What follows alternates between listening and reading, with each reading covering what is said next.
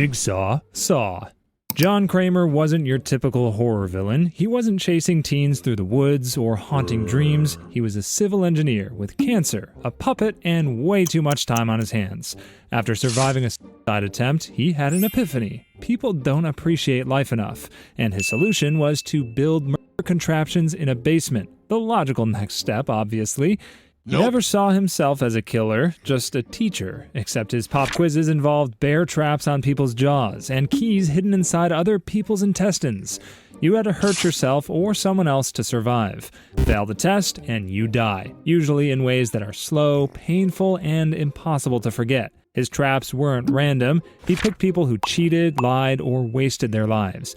Addicts, frauds, corrupt cops. He gave them a chance to change. The chance was digging through a pit of syringes or sawing off your own leg, but still, growth mindset. And even after he died, the games continued. He recorded endless tapes, trained apprentices, and made sure his legacy ran smoother than most small businesses. You couldn't kill the guy's message, even if you burned the puppet.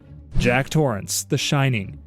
Jack got a job watching a big empty hotel for the winter. It sounded easy because there were no guests, just his wife, his kid, and a lot of snow. He said he'd stay sober and said that he would start focusing on writing. But the Overlook had some other plans. The hotel is huge and empty, but something's wrong because Jack starts hearing voices and seeing people, things that aren't supposed to be there. Jack starts seeing people like a bartender who serves nothing but madness, a woman in the bathtub who's already dead, a butler who tells him to punish his family like it's part of the job. And Jack listens. Jack Torrance was angry before the ghost showed up. The hotel didn't twist him into something new. He now has no deadlines, no distractions, just a long winter and nowhere for the rage to hide. He mocks his wife, scares his son, and kills the only way out of the mountains. Every choice he makes pulls him further from the family he swore to protect, and he doesn't seem torn about it. He enjoys the power. When he picks up the axe, it feels earned, like this is who he's been the whole time. No voices in his head, no fog in his mind, just Jack finally doing what he wants. Sheev Palpatine, Darth Sidious, Star Wars.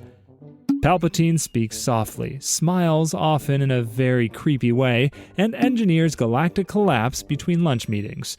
He creates a war, controls both armies, then watches as the galaxy begs him to fix the problem he built. Every dead Jedi is proof that the plan is working.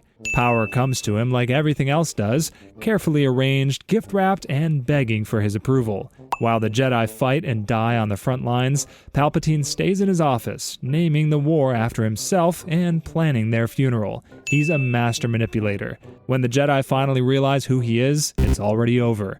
With one command, Order 66, and he turns their own clone soldiers against them. In a matter of minutes, hundreds of Jedi are ambushed and killed across the galaxy. No warning or mercy, just lightsabers dropping mid-sentence. Back on Coruscant, the Chosen One, Anakin Skywalker, storms the Jedi Temple and leads the slaughter himself.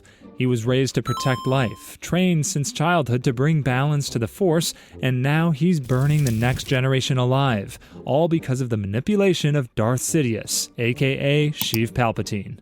He erased whole systems, and his voice is the last thing you hear before the sky goes white. Even after death, he keeps going, reanimated, recloned, hooked to mechanics, and surrounded by robed fanatics chanting in the dark. Judge Holden, Blood Meridian. Judge Holden is a giant bald man who smiles while people die. The skin almost looks fake, his face never moves, and his eyes feel like they're staring through your skull. He shows up with a notebook, starts writing, and by the time he stops, there's blood everywhere. He walks into towns and turns them into graveyards just to see what happens. Then he talks about it like it's homework. In Blood Meridian, he rides with the Glanton Gang, a group of scalp hunters in the 1800s hired to kill Native Americans. But the judge takes it further. He turns massacres into rituals. Children are crushed against rocks. Infants are thrown into fires. Corpses are defiled, displayed, or studied like art. At one point, he kills a small child just to watch it die. Then he sketches it. Sometimes he erases it, like if he didn't record it, it never mattered. He says war is holy and calls death a dance. But he's the only one laughing. Collecting bones is kinda like a hobby to him. He loves making speeches and acts like the universe is his playground. People who follow him end up in pieces, and those who cross him just poof, disappear. He seems immune to bullets, time, and even logic. By the end, he's still alive, still dancing, and still claiming that nothing is real unless he decides it is. Some say he's the devil, others think he's something worse. Dio Brando, JoJo's Bizarre Adventure. Dio Brando starts evil and then upgrades. As a human, he poisons his adoptive father, burns a dog alive, and takes petty revenge by tearing down his brother's life piece by piece. Then he finds an ancient stone mask, puts it on, and becomes a vampire, because normal murder just wasn't ambitious enough. As a vampire, he drains people dry, freezes their blood, and rips them apart with a smile like he's hosting a dinner party. Dio kills, and he collects bodies. He literally collects them. More specifically, he steals Jonathan Joestar's corpse after killing him, wears it like a skin suit, and uses it to build a cult across the world. Decades later, he returns with a new power, the World, a power that lets him stop time and murder people in slow motion. He throws knives, road rollers, usually at living people, and entire speeches at his enemies while they're frozen like mannequins. Some die instantly, others just wish they did. Dio just wants to stand above all life, rewrite fate, and laugh while doing it.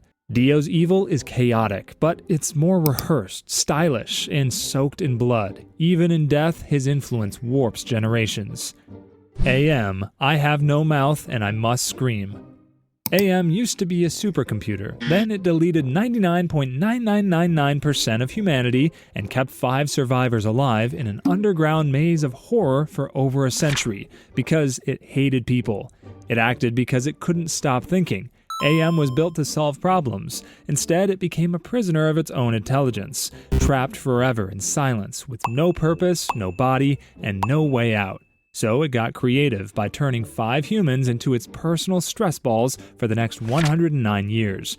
Better than journaling, apparently. The survivors were kept alive, and then they were remodeled. One became a mutated ape with no language, another had their intelligence stripped away. Hunger never ends, and the pain never stops.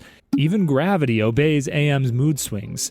Sometimes it freezes them, sometimes it melts them, sometimes it turns the floor into screaming flesh, and death is off the table. AM twists and breaks them. It stretches time until eternity feels like punishment, and when one survivor tries to set the others free, AM turns him into a puddle of soft jelly with no mouth, no limbs, and no escape.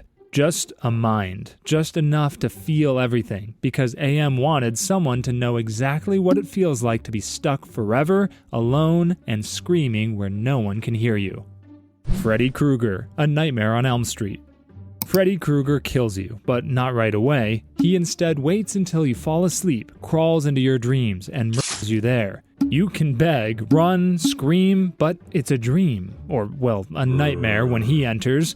He controls it, and your body might still be in bed, but your insides are already gone. Before the hat and glove, Freddy was a child killer known as the Springwood Slasher.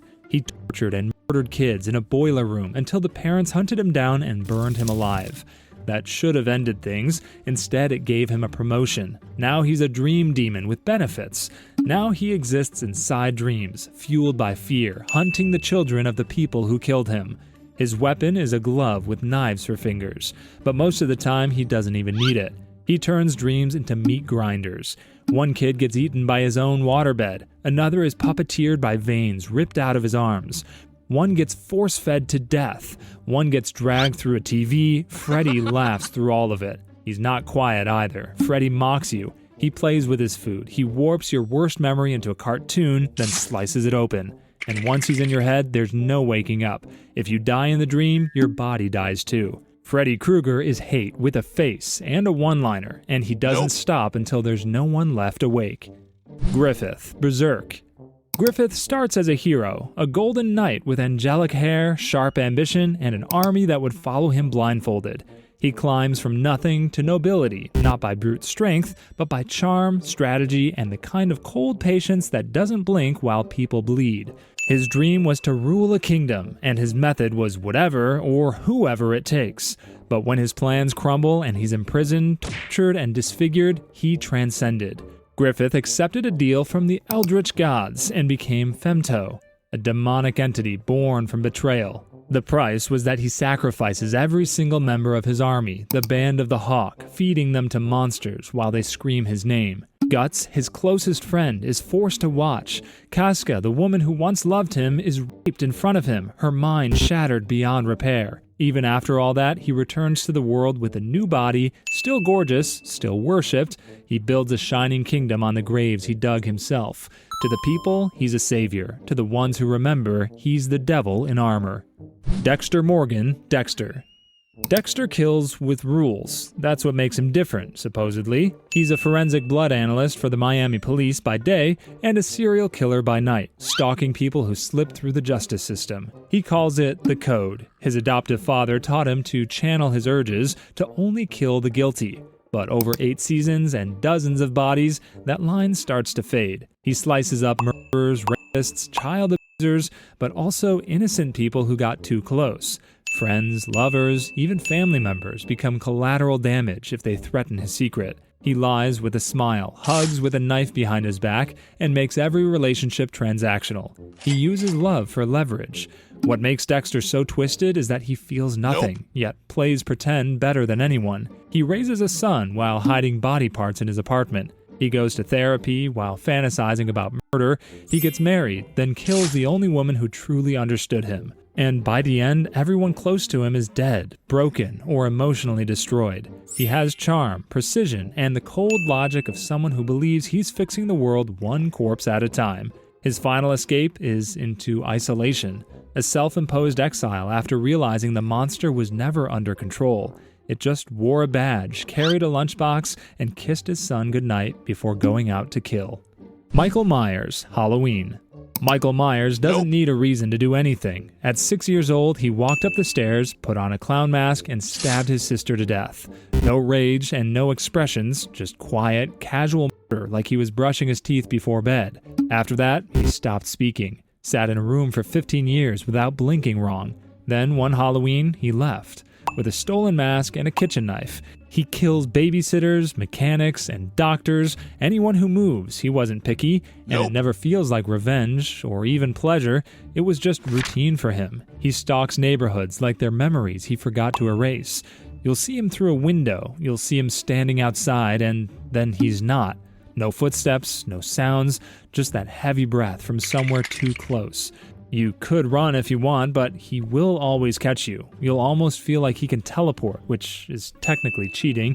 They've shot him in the head and set him on fire, dropped him from buildings. It changes nothing. Michael gets back up like pain is just background noise, like the rules don't apply to whatever he is.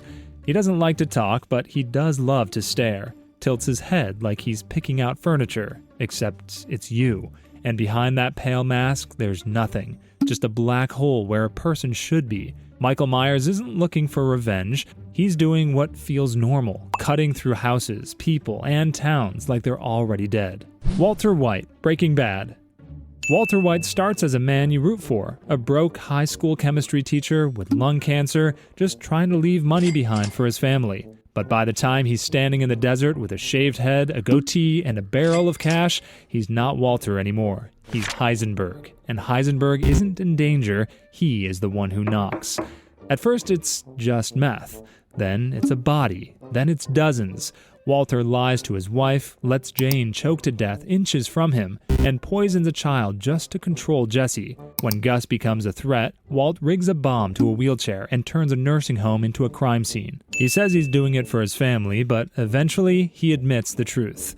He liked it. The control, the fear, the empire. He makes a meth empire that floods the Southwest and builds a legacy out of blue crystals and corpses. He orders prison murders like he's placing a pizza order. 10 people dead in under 2 minutes. Jesse's life becomes a spiral of trauma and manipulation, and Walt's family ends up broken, hunted, and terrified of the man they used to hug. And his final act was a machine gun massacre at Jack's compound, the neo-Nazi crew that tortured Jesse and stole his empire. Hannibal Lecter, The Silence of the Lambs. Hannibal Lecter has excellent taste in wine, in music, and in human liver. Most people go to therapy to feel safe. Hannibal Lecter makes sure they never do again. He's calm, charming, and sharper than his knives. He kills because he feels like it. There's no deeper meaning. Sometimes someone's rude, or he just thinks they'll taste better. Pick their brain in a literal sense. He'll say something nice about your shirt, then eat your face like it's part of the meal. Even behind bars, he plays offense. You walk in thinking you're leading the conversation. 5 minutes later, you're explaining your childhood trauma while he tilts his head like he's picking herbs.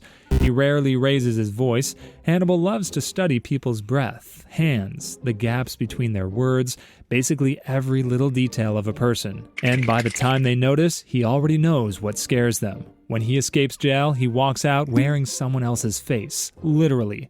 The guards are already carved up like tapas. The police were too stunned to even file paperwork.